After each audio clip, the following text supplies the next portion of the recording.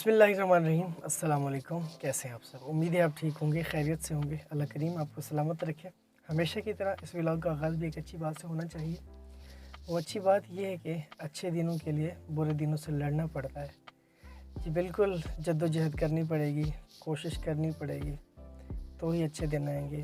तो जैसे कि रात होती है, हमेशा रात ही नहीं रहती, दिन आता है। तो इसी तरह हमेशा मुश्किलें नहीं होगी, आसानियाँ भी होंगी। तो ये था क्या मैसेज। तो अभी जा रहा हूँ अपने टाउन, वो इसलिए कि कुछ लोगों से लेन देन रहा है, कुछ चीज़ें ली हैं, सीज़न था तो उनसे कुछ चीज़ें मंगवाई थी। तो अभी हक बनता है उनको पैसे दे दें। गंदम भी आ गई है, सेल भी हो गई है, पैसे भी आ गए हैं, तो उनको देना चाहिए। तो कर्ज़ा अदा करना चाहिए जितना भी जल्दी हो सके। उनमें से कुछ पैसे डीजल वाले के थे, उसके बाद स्पेयर पार्ट वाले के, खाद वाले के, स्प्रे वाले के, तो और भी काफ़ी सारे हैं। तो जाते हैं, उनको देते हैं।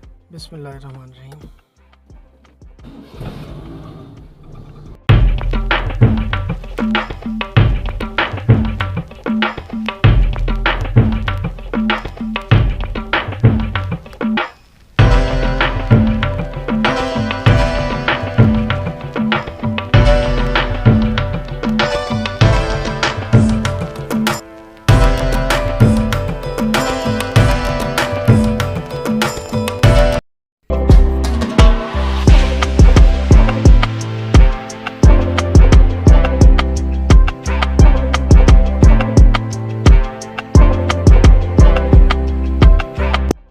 अभी जी पहुंच आया हूँ अपने टाउन। तो सबसे पहले आती है खाद वाले की दुकान। तो पहले उसको पैसे दे देते हैं, जो पहले आए पहले पाए।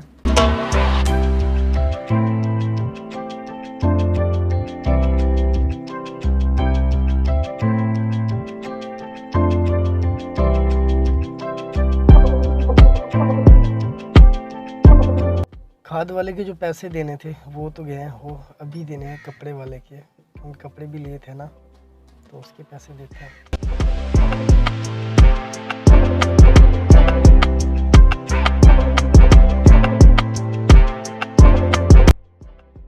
शायद भाई कितने पैसे हैं आपके? 4100। स्पेयर पार्ट वाले के भी हो गए हैं। अभी जो काम करने वाले थे सारे हो गए हैं। अभी खाना खाते हैं, खाने के बाद अभी निकलते हैं घर को। बहुत थक गए हैं वैसे।